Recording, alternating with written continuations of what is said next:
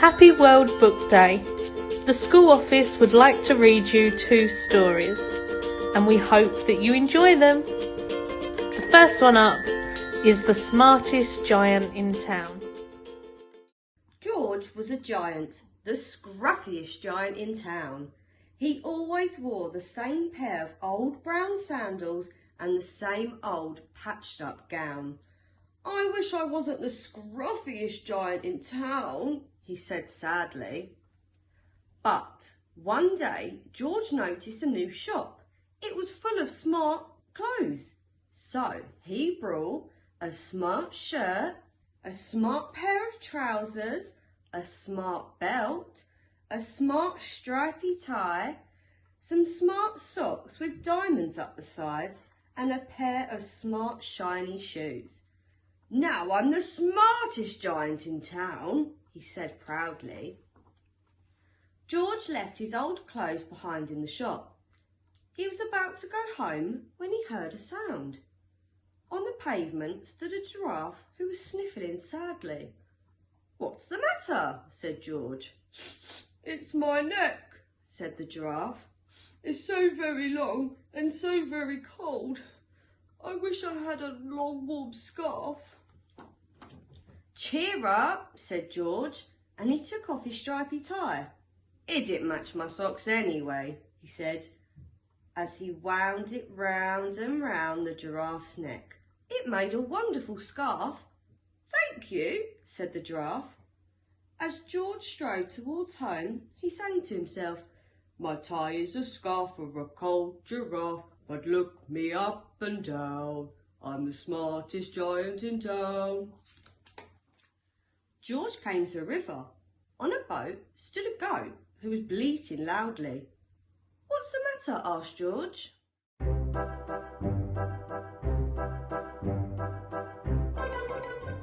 "Cheer up," said George, and he took off his new white shirt. "It kept coming untucked anyway," he said, as he tied it to the mast of the goat's boat. "It made a magnificent sail." "Thank you," said the goat. George strode on, singing to himself, "My tie is a scarf for a cold giraffe, my shirt's on a boat as a sail for a goat, but look me up and down, I'm the smartest giant in town."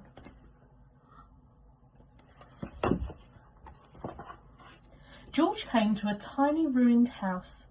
Beside the house stood a white mouse with lots of baby mice. They were all squeaking. "What's the matter?" asked George. "It's our house," squeaked the mouse. "It burned down and now we have nowhere to live. I wish we had a nice new house."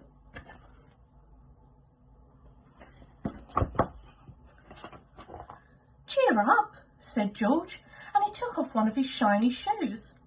"It was giving me blisters anyway," he said, as the mouse and her baby scrambled inside. The shoe made a perfect home for them. "Thank you," they squeaked. George had to hop along the road now, but he didn't mind. He hopped and he sang to himself, "My tie is a scarf for a cold giraffe, my shirt on a boat is a sail for a goat, my shoe is a house for a white little mouse, and he looked me up and down. I'm the smartest giant in town."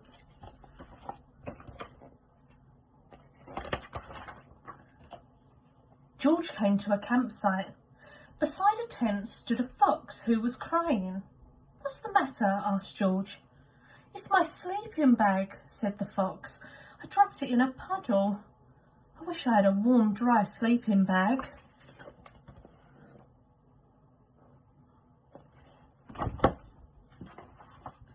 "Cheer up," said George, and he took off one of his socks with diamonds up the sides. "It was tickling my toes anyway," he said. As the fox snuggled into it, it made a very fine sleeping bag. "Thank you," said the fox.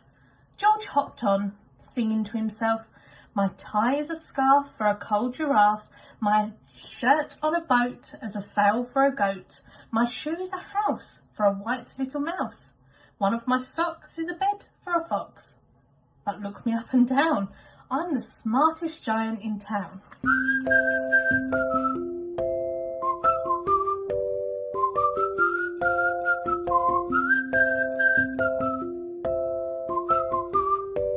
George came to a big squelchy bog. Beside the bog stood a dog, who was howling. "What's the matter?" asked George. "It's this bog," said the dog. "I need to get across, but I keep getting stuck in the mud. I wish there was a safe, dry path." "Cheer up," said George, and he took off his smart new belt. "It was squashing my tummy anyway," he said, as he laid it down over the bog. "It made an excellent path." "Thank you," said the dog. The wind started to blow, but George didn't mind. He hopped on, singing to himself. "My tie is a scarf for a cold giraffe. My shirt's on a boat as a sail for a goat. My shoe is a house for a little white mouse. One of my socks is a bed for a fox. My belt helped a dog who was crossing a bog, but my trousers are falling down. I'm the coldest giant in town." Suddenly, George felt sad and shivery and not at all smart. He stood on one foot and thought, "I'll have to go back to the shop and buy some more clothes," he decided. He turned round and hopped all the way back to the shop. But when he got there, it was closed. "Oh no," cried George. He sank down onto the doorstep and a tear ran down his nose. He felt as sad as all the animals he had met on his way home. Then out of the corner of his eye, he saw a bag with something familiar poking out of the top. George took a closer look. "My gown," he yelled, "my dear old gown and sandals." George put them on. They felt wonderfully comfortable. "I'm the cosiest giant in town," he cried, and he danced back home along the road. Outside his front door stood all the animals he had helped. They were carrying an enormous present. "Come on, George," they said, "open it." George untied the ribbon. Inside was a beautiful gold paper crown and a card. "Look inside the card, George," said the animals. George put the crown on his head and opened the card. Inside it, it said, "Your tie is a scarf for a cold giraffe. Your shirt's on a boat as a sail for a goat. Your shoe is a house for a little white mouse. One of your socks is a bed for a fox. Your belt helped a dog who was crossing a bog. So here is a very fine crown to go with the sandals and gown of the kindest giant in town."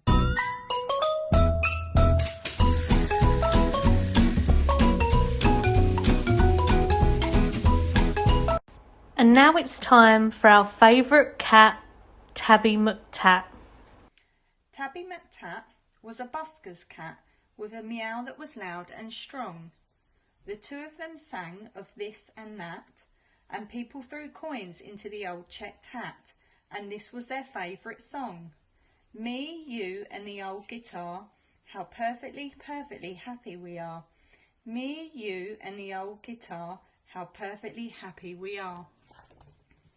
One morning, while Fred ate some bacon and bread, McTat took a stroll round the block, then stopped, for there on a doorstep sat a gorgeously glossy and green-eyed cat. She was black with one snowy white sock. Sock and McTat had a cat-to-cat chat, and that's how their story began. For while they were chatting of this and of that, a thief had his eye on the old checked hat. He eyed it, he snatched it, he ran. The busker gave chase, but he tripped on a lace, and crash, in a flash he was down. He broke his leg and banged his head, and he ended up in a hospital bed in a faraway part of town. "Goodbye," McTat said, "I must get back to Fred." But where had the busker gone? The sun went down and the sky grew black. The stars came out, but he didn't come back. McTat lingered on and on. A week later, Sock took a stroll round the block and found her new friend looking thin. "He's gone off and left me," said Tabby McTat. Then Sock said, "My people, Prunella and Pat, would gladly find room for a fine tabby cat." She was right, and they took McTat in.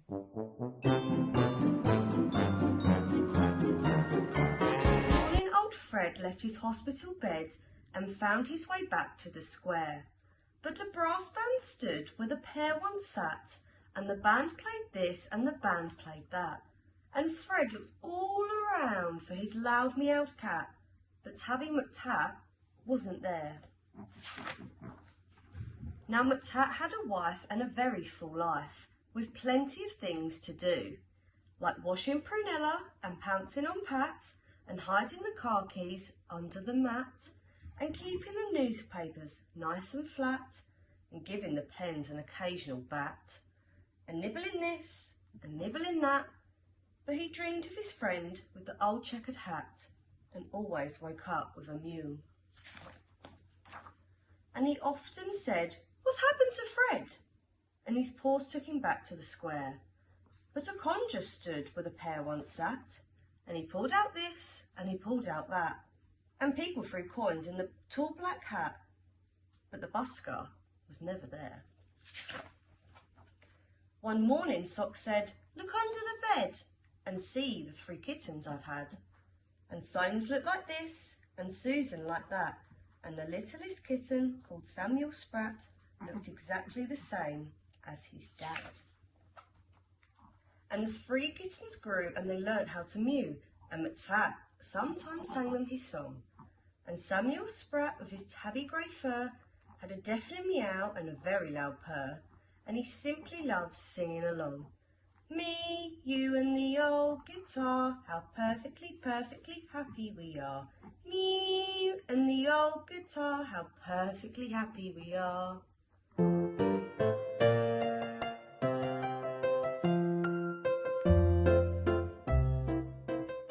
But nobody wanted poor Samuel Spratt. They all said his voice was too loud. Now Tabby McTat was a home-loving cat, but he couldn't stop dreaming of Fred. And one day he called for his wife and his son, and he told them, "There's something that has to be done. I must go and find him," he said.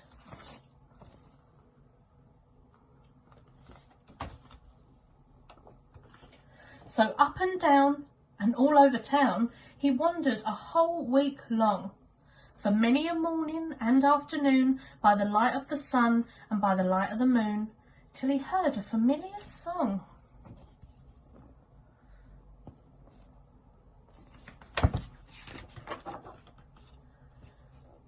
Just me and the old guitar, if I had a cat I'd be happier far. Just me and the old guitar, with my cat I'd be happier far. "It's Tabby McTat, it's my long lost cat." Old Fred was ecstatically glad. Then the 2 of them sang of this and that, and the people threw coins in the new checked hat.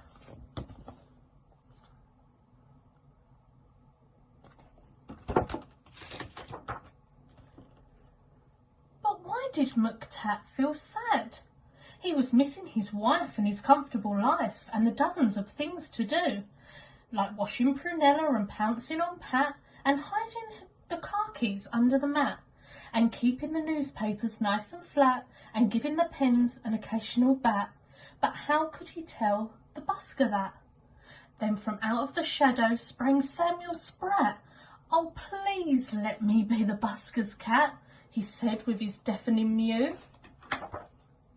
Now Samuel Spratt is the busker's cat, with the meow that's loud and strong. The 2 of them sing this and that, though Samuel sings just a little bit flat. And the people throw coins in the old checked hat. And this is their favourite song. Me, you and the old guitar, how perfectly, perfectly happy we are. Me, you and the old guitar, how perfectly happy we are.